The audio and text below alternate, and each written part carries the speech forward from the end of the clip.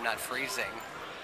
Just I'm an doing okay. just an added day for homeless man in Santa Monica. Yeah, I like it. That's one of the reasons I kind of like it here. I can read, do crosswords, just lay in the sun or whatever if I have to. Yeah, that's about all I can do right now with physical problems. I can't work. They have me on a like temporary disability type thing, so Okay. I just sort of take it easy, but keep my mind active if I can. Really. Obviously you can. Well, thank you. I've lost touch with my vocabulary, though, because when you deal with a lot of street people, a lot of times I find myself using words I'm afraid they don't understand what I'm saying because, but so the reading and working the crosswords, I get my vocabulary back, and it's nice to do that. Can you tell me a little bit of your story? What got you here?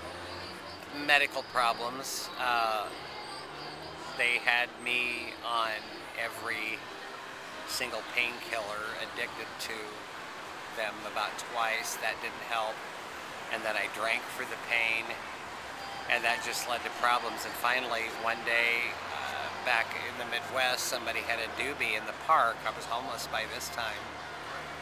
And I tried it, and it helped. And so I said, that's it. I knew then, I think that there were 3 states that had, you could get a license for it if you had a doctor: California, Arizona, or Colorado. And I just picked here because I was familiar with it from 20-some years ago and came out. So that's my goal. You said doobie in the park. What does that mean? Marijuana. Okay. They had a joint. Yeah.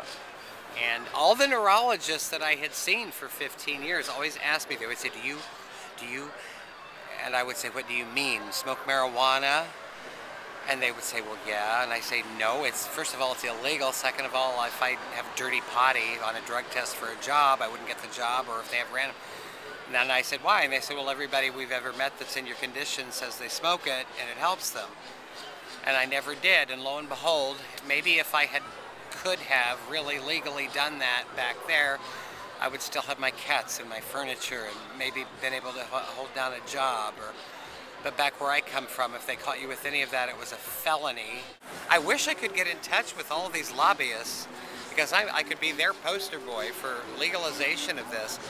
Barney Frank, the senator from Massachusetts, I think, got it in the on the table in Congress in Washington to get it federal law where people can have a certain amount and not be prosecuted for it. I hope that goes through.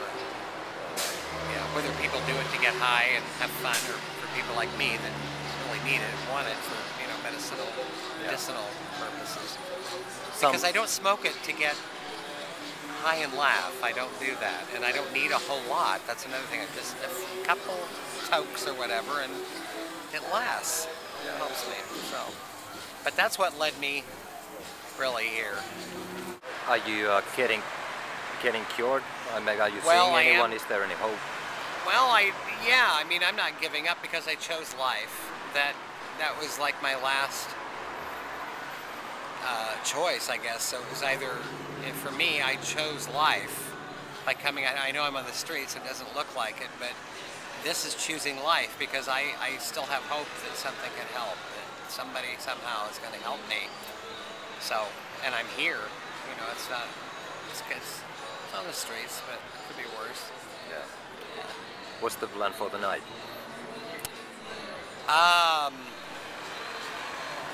It's almost midnight now.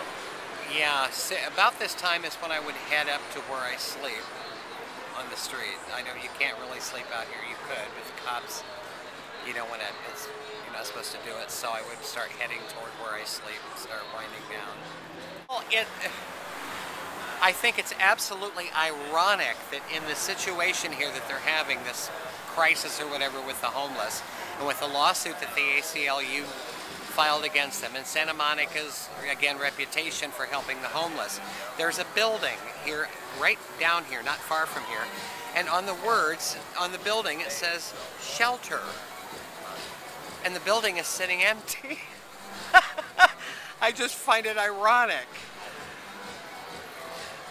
Well, let's take the homeless people and put them in this building that says shelter on it. They probably can't do it. It's probably privately owned, but just the irony of that, it just strikes me as There's an empty building. There are empty houses everywhere, and I don't know why. There are solutions to this, and it's not. There's no simple solution, but the solution is not to completely cut off people. What's your daily income, and how much do you need a day? I just got eligible for what's called GR out here, General Relief. They give me, I think I'm going to be getting, I've gotten one, but they deducted 2 weeks of a motel. They put you in a motel for 2 weeks, like a teaser. Okay. They deducted that from my first check, so I'll be getting 221. I don't know. I mean, 221, that's a month? a month. My biggest worry about being on the streets is either the police, of course, you know, telling us we can't move on. They'll normally probably say just move on if you're not causing trouble. And sometimes I have been worried about other people. I've slept near people that they're tweaking on crystal meth, and when they start going, I don't know what they're going to do.